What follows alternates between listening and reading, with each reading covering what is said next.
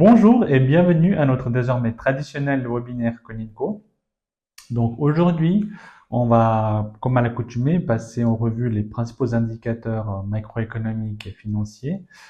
Et on va le faire du point de vue des dernières données qui sont sorties, ou des derniers événements qui sont arrivés, c'est-à-dire d'une part, la décision par la Réserve fédérale américaine de changer de politique monétaire en commençant à baisser son taux directeur. Et dans ce sens, ils vont suivre ce que font déjà la plupart des autres banques centrales depuis plusieurs mois.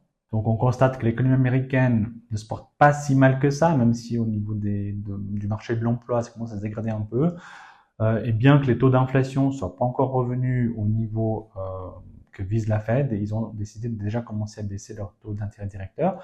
Ça, bien sûr, ça aura des implications sur les marchés financiers de manière générale, ainsi que sur l'économie. Et l'autre événement qui était très attendu par les marchés financiers, qui était fortement espéré par beaucoup d'intervenants, c'était que les autorités chinoises, finalement, décident de prendre des mesures pour relancer leur économie. Parce qu'il faut savoir, c'est qu'en Chine, l'économie se portait relativement bien, surtout grâce aux exportations.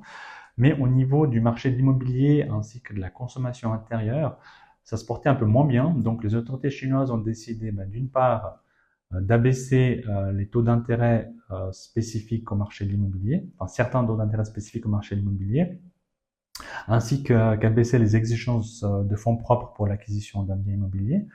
Donc ça, ils espèrent bien sûr que ça va aider le marché spécifique de l'immobilier en Chine, donc qui est à la peine, comme je le disais avant. Et d'autre part, ils ont décidé de prendre des mesures pour aider directement les ménages, donc pour essayer de relancer la consommation au travers d'aides directes aux ménages. Donc voilà, on va passer les différents indicateurs, tout d'abord financiers, ensuite macroéconomiques, et voir quel impact finalement ces mesures, d'une part, le fait que la Fed a rejoint les autres banques centrales dans une politique de monétaire, d'assouplissement de la politique monétaire, et puis d'autre part, les décisions prises par les autorités chinoises. Donc là, on voit l'évolution des taux long terme. Donc on voit qu'ils sont très fortement montés depuis le plus bas atteint durant la crise Covid. Et puis là, ils sont stabilisés à un haut niveau.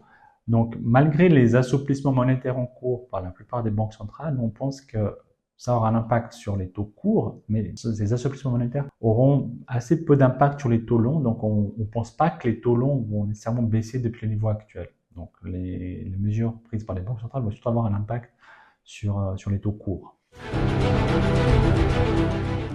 Au niveau des bilans des banques centrales, donc on constate que malgré leur baisse depuis les plus hauts historiques, les bilans des banques centrales restent encore à un niveau relativement élevé. Donc c'est clair que maintenant, avec les assouplissements monétaires de la plupart des banques centrales, la Fed a rejoint finalement la plupart des autres banques centrales récemment avec un début d'assouplissement monétaire au travers de la baisse des taux. Ça aura également un impact probablement sur les bilans, donc on ne voit pas ces bilans des banques centrales baisser beaucoup plus. Donc ces bilans sont principalement constitués des obligations d'État, de leurs propres États souvent, et on ne les voit pas nécessairement beaucoup réduire à ces niveaux à partir d'où ils se situent actuellement. Un autre élément intéressant en parlant des taux, donc on voit que les courbes des taux restent inversées sur la plupart des marchés, donc inversées, c'est-à-dire que les taux courts sont plus élevés que les taux longs. Donc c'est clair que maintenant, avec les baisses des taux directeurs en cours, dans les prochains mois et trimestres, globalement, ces courbes des taux devraient se normaliser. Donc on va avoir des taux courts en dessous des taux longs. Et comme on l'a mentionné au début de la présentation, dans la mesure où on pense que les taux obligataires longs ne devraient pas baisser depuis les niveaux situés actuellement, on pense que ces courbes des taux devraient globalement se normaliser dans les prochains mois et trimestres. Ensuite, là, ça concerne plus la Suisse directement, puisque c'est l'évolution du franc suisse. Donc, sans surprise, comme on le constate à chaque fois, la mise à jour de ce graphique, le franc suisse, sur le long terme, c'est clair qu'il continue à se renforcer par rapport à la plupart des devises. C'est structurel à la Suisse. Un élément intéressant peut-être à relever, c'est qu'en 2023, le franc suisse était très fortement apprécié face aux principales devises. Et puis depuis début 2024, sur la première partie de 2024, le franc s'était fortement déprécié. Et puis là, depuis quelques mois, on constate qu'il y a de nouveau une appréciation qui se fait. Donc nous, on pense que dans les prochains mois et trimestres, cette tendance de renforcement du franc suisse devrait se poursuivre, notamment en raison de ces assouplissements monétaires de la part de la plupart des banques centrales, qui sont, de manière relative, peuvent être considérés comme plus importants que les assouplissements monétaires faits par la Banque nationale suisse. Et donc, on pense qu'effectivement, l'effet principal sera que le franc suisse devrait continuer à se renforcer. Ensuite, de manière plus globale, l'évolution du dollar index. Donc, le dollar index, pour rappel, c'est un panier de devises face au dollar, donc ce qui donne le dollar index. De manière générale, ça a un impact macroéconomique global puisque les évolutions du dollar index, si le dollar se renforce, ça a tendance à mettre la pression sur la plupart des actifs. Et si le dollar, la monnaie la plus utilisée au niveau mondial, si cette monnaie perd de la valeur face aux autres devises, ça a tendance à impacter à la hausse positivement en fait la plupart des actifs. Et là, ce qu'on constate, c'est que suite à la forte hausse qu'il a eu en 2021 et 2022 du dollar globalement, depuis, le dollar a eu tendance à s'affaiblir et on pense que cette tendance va continuer dans les prochains trimestres, principalement en raison de la décision prise par la Fed de commencer à baisser son taux d'intérêt directeur. Donc c'est clair que le rythme de baisse de ce taux va définir finalement en grande partie la baisse du dollar sur les prochains trimestres, mais de manière générale, on pense qu'il va continuer à baisser. Et ça, comme on le verra par la suite, ça aura à notre sens un impact positif sur la plupart des actifs. L'évolution des marchés actions sur un historique un peu plus court. Sans surprise, on se rend compte tous qu'effectivement les marchés actions sont en hausse depuis des mois maintenant. C'est qu'il y a eu des accidents de parcours, on va dire, notamment durant le mois d'août où les marchés actions, il y a eu un petit début de panique qui s'est assez vite résorbé. Et puis là, avec la Fed qui a rejoint la plupart des autres banques centrales dans sa politique de baisse de taux, ainsi que les mesures prises par les autorités chinoises pour aussi bien relancer leur économie que la consommation et stabiliser le marché immobilier. De manière générale, ça a tendance à rassurer les investisseurs et on pense que les marchés actions devraient globalement être orientés à la hausse durant les prochains mois. Donc, à moins d'un choc externe, géopolitique ou quelque chose qu'on ne peut pas nécessairement attendre et qui pourrait provoquer une panique sur les marchés financiers, on pense que de manière générale, les marchés actions donc devraient continuer à être orientés à la hausse durant les prochains mois. Le Baltic Dry Index, donc c'est l'indice des prix des transports maritimes. Donc cet indicateur est sur une tendance haussière depuis plusieurs mois. Donc là, c'est plutôt de bon augure finalement pour l'économie mondiale. Ça veut dire que l'économie mondiale fonctionne bien. S'il y a beaucoup d'échanges et que finalement cet indice des prix des transports est globalement sur une tendance haussière, ça montre qu'au niveau global, l'économie se porte en général relativement bien. C'est un élément qui est également corroboré, comme je le mentionne au début de présentation, au niveau de la Chine. Un des éléments qui se portait bien en Chine, c'est les exportations. Donc c'est clair que si la Chine exporte énormément, ça veut dire que les autres économies se portent bien également, puisqu'ils importent finalement les exportations chinoises. Donc ça corrobore également le fait que le commerce mondial se porte bien, ce qui est confirmé par l'évolution du Baltic Dry Index. Au niveau des matières premières, un élément intéressant en haut à gauche, l'évolution des matières premières, donc globalement, c'est un indice global des matières premières, le Rogers Commodity Index. Donc, les cours des matières premières sont globalement stabilisés à un haut niveau depuis plusieurs mois. Et puis, c'est clair qu'en raison des assouplissements monétaires en cours et une nouvelle fois en raison des mesures prises par la Chine, nous, on pense que les matières premières devraient, depuis le niveau actuel, globalement se renforcer, donc globalement monter. Ensuite, au niveau du cours de l'or, donc en haut à droite, donc là, autant les matières premières sont stabilisées depuis plusieurs mois, autant l'or s'est également stabilisé pendant plusieurs mois. Au début d'année, l'or a dépassé ses plus hauts historiques et depuis, il est très fortement monté.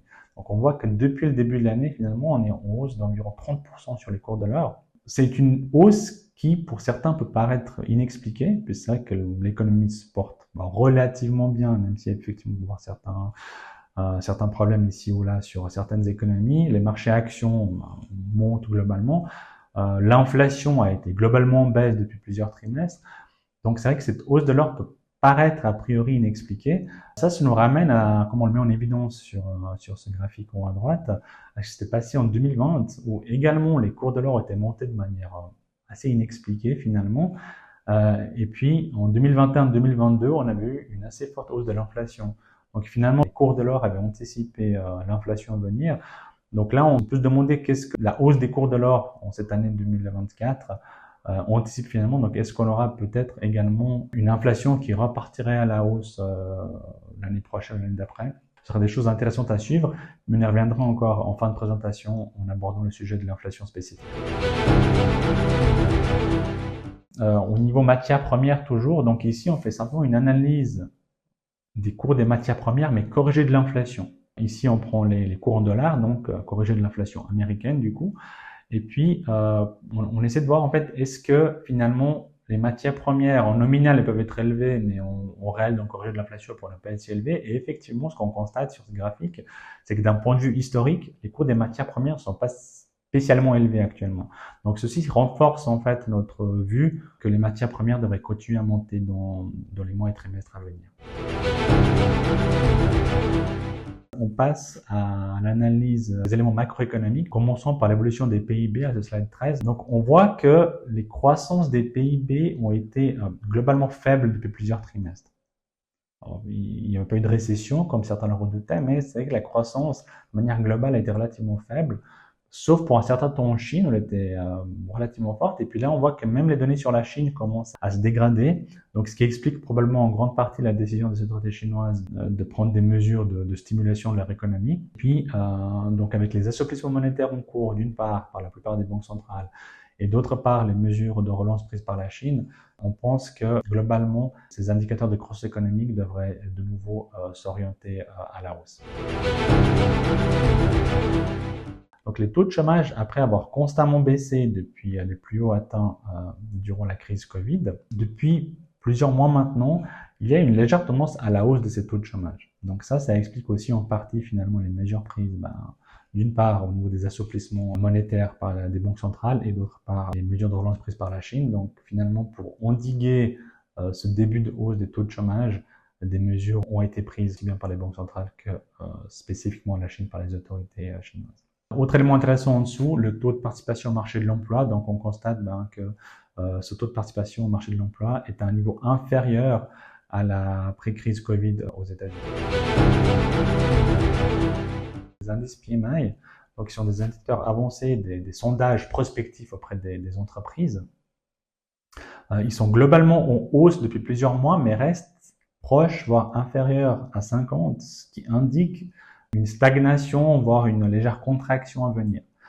Donc c'est clair que les mesures prises par les banques centrales d'assouplir leur politique monétaire une nouvelle fois, et puis les autorités chinoises de leur côté qui ont pris ces mesures de soutien à l'économie, on pense que ça devrait globalement là aussi stimuler finalement les attentes des entreprises quant à l'évolution économique future, et on pense que ces indices PMI devraient globalement remonter et participer au soutien de la croissance. Pour finir donc sur ces indicateurs macroéconomiques, c'est à notre sens l'indicateur le plus pertinent à suivre, le plus intéressant à suivre sur les prochains mois, puisque comme mentionné avant, les taux d'inflation ont baissé depuis le plus haut atteint en 2022, ils se sont globalement compressés, mais restent encore légèrement en dessous en moyenne par rapport à où ils étaient avant la crise Covid. Et malgré ça, les banques centrales ont déjà commencé à baisser leur taux directeur. Donc le risque finalement maintenant, c'est que avec ces assouplissements monétaires et ces relances par la Chine ou d'autres relances qui peuvent venir de la part d'autres États futurs, que finalement ces taux d'inflation repartent à la hausse. Donc nous on pense que c'est un des risques dans les mois et trimestres à venir, c'est que ces taux d'inflation repartent à la hausse. Comment est-ce que finalement nos vues macroéconomiques se reflètent dans nos perspectives par classe d'actifs? On est globalement positif sur la plupart des actifs réels. Et là où on continue à se méfier finalement, c'est sur la partie obligataire. C'est vrai que les produits de taux, on continue à faiblement les pondérer dans les allocations de nos clients. Et notamment, on se méfie beaucoup, surtout du risque de duration. Donc c'est clair que si d'un coup l'inflation se remettait à monter et puis que les taux obligataires à moyen et long terme se remettaient à monter également, ça aurait un impact négatif sur les cours des obligations. Mais de manière générale, donc, comme je le mentionnais avant, au niveau de la plupart des autres classes d'actifs, sur les actifs réels, on est globalement orienté positif. Voilà, je vous remercie pour votre attention. N'oubliez pas de vous abonner pour suivre nos prochains webinaires et à bientôt.